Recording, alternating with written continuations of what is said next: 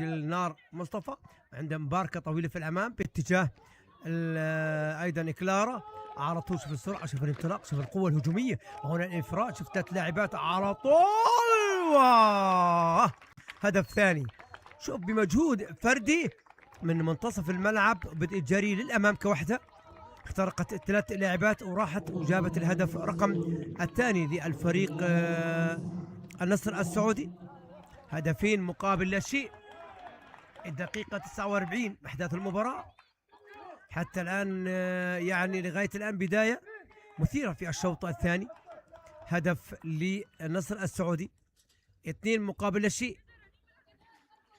شوف بالعرض البطيء مرة ثانية، شوف كيف أخذ الكرة وسط الميدان وراحت، شوف الكرويين، شوف راحت من عند دلناي اسماعيل، شوف خطوات واثقة، سرعة، انطلاق، تقدم، الجري سريعا والخطوات الواسعة والتسديد، ولكن ارتدت الكرة من رنيم أبو لطيف.